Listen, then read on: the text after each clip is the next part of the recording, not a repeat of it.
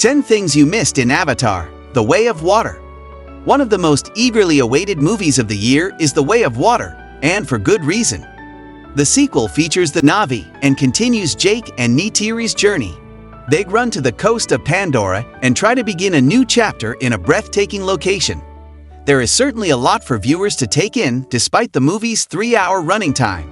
The movie is so rich with intricacies that fans can't help but miss a few of them. Here are 10 things you may have missed. Number 10. The grave of Quaritch's human body is discovered by his avatar as he travels across Pandora's jungle. A fact, the only part of the man still alive is a skeleton that is still fastened to the robotic outfit. Quaritch's avatar removes the skull and raises it, acting like Hamlet in the play's title. In the play, Hamlet considers how fleeting life is and how close death is. Quaritch raising his head before smashing it might represent the character's new perspective on mortality and acceptance of his new shape. Number 9. Some viewers may find it unusual that the Navi speak English throughout the majority of the movie, even though they are interacting with one another. They aren't though. Jake gives a brief account of what has happened since the first film in the movie's opening moments. He briefly mentions that he understands the Navi language well enough that it may as well be English.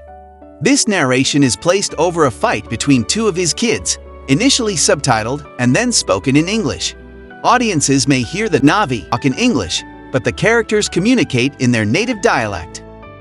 Number 8. Oceans frequently appear in James Cameron's movies as a result of his love of the water. In movies like Titanic and The Abyss, characters either go under the water or are submerged in it. Even in documentaries, the director uses cutting-edge submarines to investigate the ocean's depths. In The Way of Water, these devices, often carrying windows, mechanical arms, and pricey cameras, gain some sort of once more. The crab-like underwater vehicles resemble those in past Cameron movies, despite the fact that the Tulkun hunters are the ones controlling them. Number 7. It only seems logical that the Metgaina and Omitikaya have diverse appearances given that there are other clans in the world of Pandora that are native to various areas of the alien moon.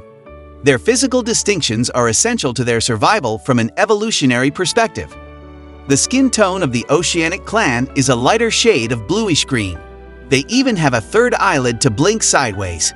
They have enlarged rib cages for improved lung capacity, finned calves, forearms, and tails to swim more quickly. These more subtle characteristics in the Navy make for an important detail in the survival of the people, even though they may not be obvious to all viewers. Number 6. It's not unexpected to learn that avatar is a Sanskrit word pertaining to the portrayal of a deity for those who are aware of the subtly used Sanskrit in the franchise. The significance of this truth seems to increase in the follow-up as Kiri's relationship to Eywa and her own existence become clearer. In this sequel and in the movies that may follow, Kiri will play a crucial role. Her connection to Eywa is intricate. The concept that Kiri is simply an avatar for Eywa lends credence to the seeming possibility that Kiri was conceived of Eywa and her special connection to the deity. Number 5. The necklace Grace Augustine is wearing is Navi Jewelry, which viewers who pay attention to the clothing and accessories in the first movie may notice. Grace is not only sporting Navi necklace, but she also got it from Neytiri's deceased sister. Although her daughter Kiri wears the same necklace the entire movie, Grace isn't really back in the sequel in the same way as Quaritch is. A pleasant and poignant detail that might have been overlooked is the reference to the character's respect for Navi culture and the fact that it is being preserved as her daughter's heirloom. Number 4. The final scene of the sequel is proof that parallels are there throughout. In his permanent Navi form, Jake Sully opens his eyes as the first movie comes to a close. Jake's eyes are also engulfed by the Way of Water. Whether the occasion was meant to be noteworthy or not, it is crucial nonetheless. How the characters see each other, not in a physical sense, but rather in terms of their mutual regard and understanding, recurs throughout the film. In addition to reflecting the image of its predecessor, Jake's eyes directly into the camera convey the sense that he is seeing the world with fresh eyes. Number 3. The number of fingers on the Navi people's avatar bodies is one of the few distinctions between them and human avatar bodies. They never discuss the significance of having one fewer finger, Yet it is obvious that this is a biological abnormality. Neytiri and the other Navi, while Jake has 5. Naturally, when they seek asylum with the Oceanic Clan, they are confronted about this reality.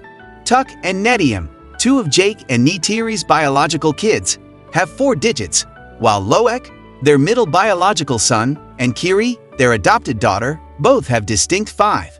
Despite being such a little element, the information feels considerate. Number 2.